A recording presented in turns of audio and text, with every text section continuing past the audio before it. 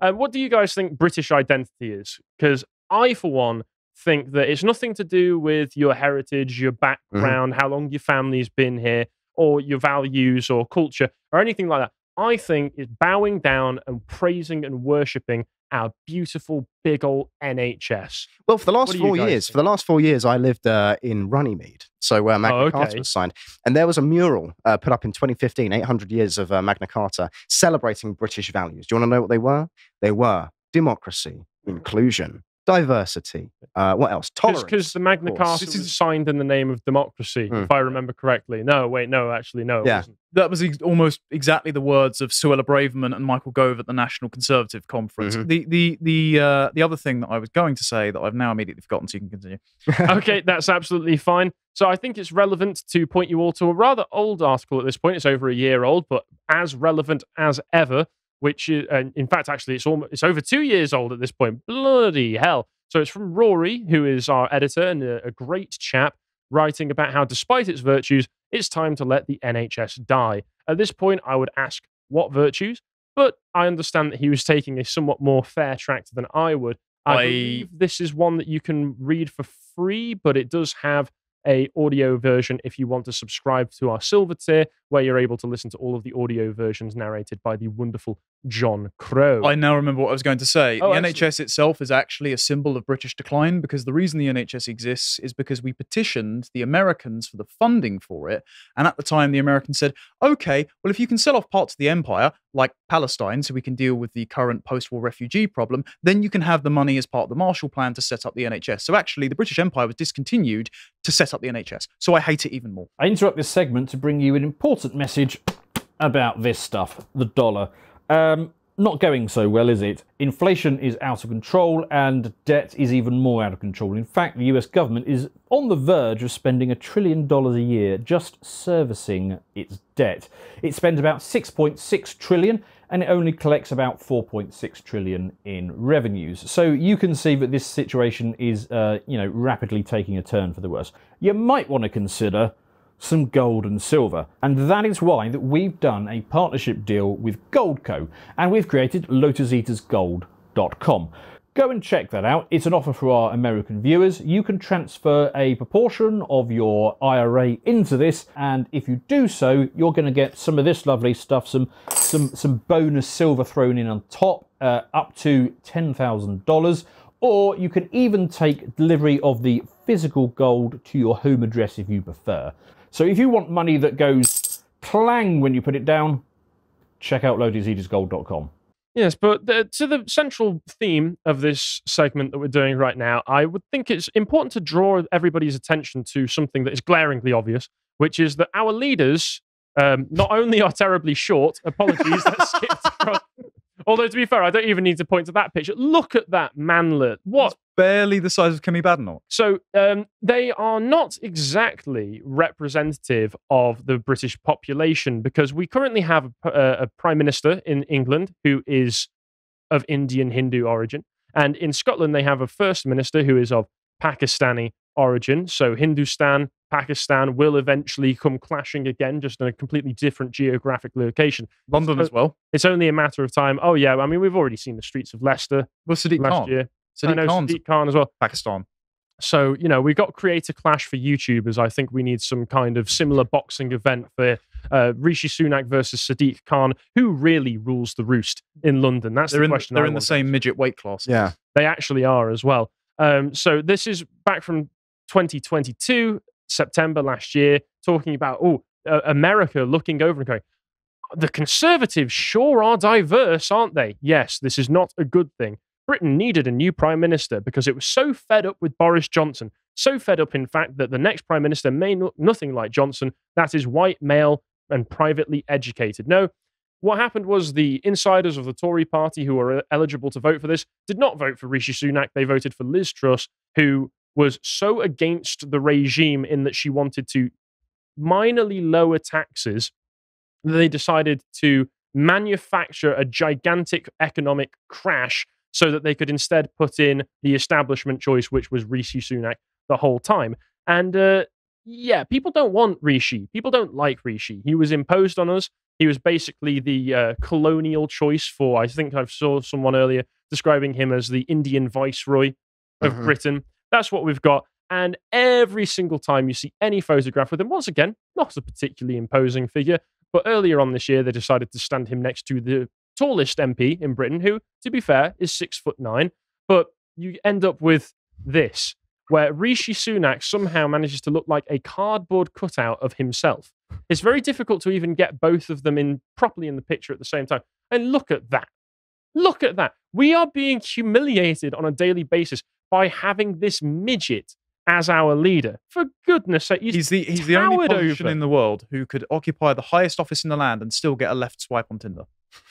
I suppose so, but seriously, Peter Dinklage could tower over this man, really. And one of the interesting things that happened the other day is that in the UK, some elements of the British community were celebrating Indian Independence Day. Right, so more of the demise of the empire. Yes, the demise of the empire, because that was a big hit to the British Empire, because India was one of our largest territories and one that we'd been administering for a few hundred years in the mid-20th century when we eventually lost it. Yeah, sorry about stopping all the bride burning. Yes, and Rishi Sunak decided to go to greet a crowd at the, Cambridge University on Tuesday on Indian Independence Day, where he said that he was not there as Prime Minister, but as Hindu.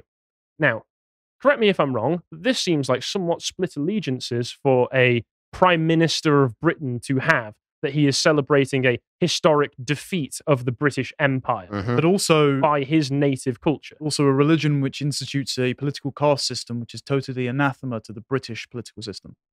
Like, this is what David Starkey was called racist for saying when he said, our current Prime Minister is outside of the constitutional and historical tradition of Britain. It's like, yeah, because he doesn't share its religion or customs, frankly. I mean, we sidelined Catholics for less. That was your first mistake. Maybe it was. I think we're doing better under the Stuarts at this point, but there's clear dual loyalty going on here because he finds himself split between two worlds. Let's not forget that he was, living in America and working for Goldman Sachs before he came to Britain.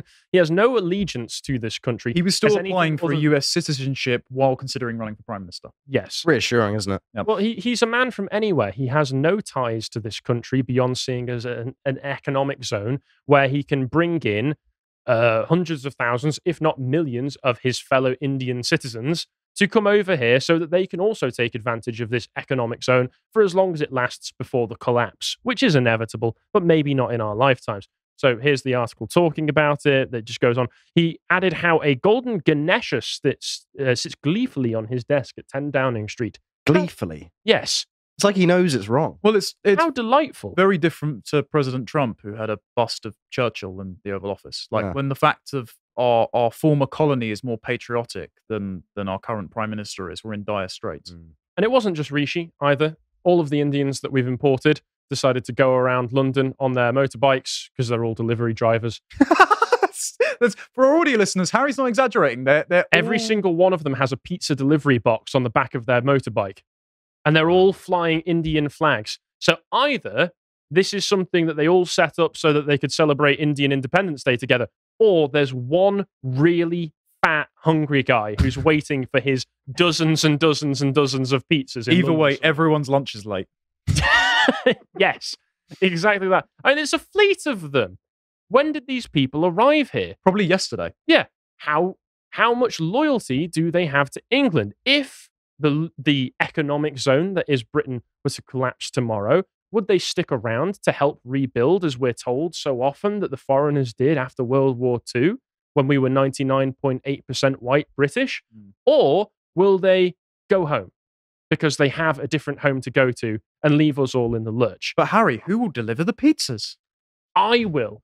I'll do it myself.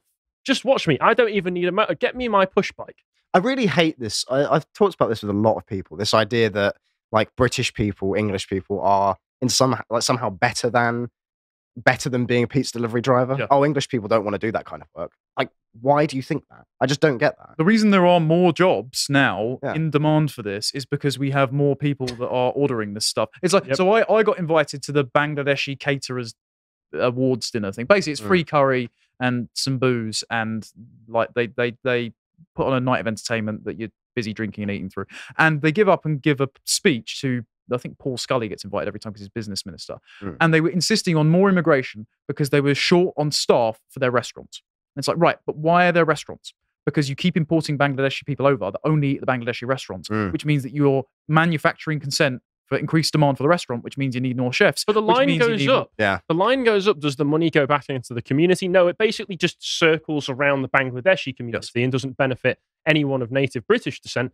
But a line somewhere has gone up, and that brings a tear to a financial manager's eye. It's my blood pressure. That's what's going up. Yeah. You see all those adverts in London as well on the tube and all that about these services that allow you to send money overseas. And it's just like, just say it. Just come out and say it. Yeah, just come out and say it. But then they turn around and say they're just as British as us. They have the passport. They're just as loyal to Britain as we are, which is obviously wrong. Every single one of these people understands that they enjoy legal protections that native English, Scottish, and Welsh people do not. Their entire identity within this country is set up oppositionally to ours, and whether they understand it explicitly, they operate from that assumption implicitly. Every single one of them knows that they can just pack up tomorrow and go home if this country collapses, whereas we cannot. We might be able to apply for American citizenship, but their southern border might just burst any day now. So I don't know how much of a great idea that is. You left Northern Irish out of that, by the way, so I'd avoid bins and parked cars on your way home. True. But speaking of our foreign leaders, let's see what the First Minister of Scotland, Humza Yousaf, has been up to recently. Well, he released a Guardian article the other day, a column. He can write. I know, I'm surprised he could read. But saying, misogynists like Andrew Tate hold sway over thousands of men and boys. Male leaders like me must address that. Now, male leaders like Humza Yousaf. Can we just hard cut to that video of him falling off the scooter face first? Yes, we can. For full disclosure, I had no idea that was going to happen. That was good comedic timing there. Very good. Yes, we can. So you guys may not like it, but this is peak masculinity. This is what peak masculinity Just see that once more. Looks like. Just a few more times, I think. Can we edit the Mario Kart banana? I've seen that edit a few times. It's nice that the guy next to him was running along with crutches, though, prepared for this eventuality. Yeah, you're right. Yeah, what was going to happen? He's the one who set it up. It was me.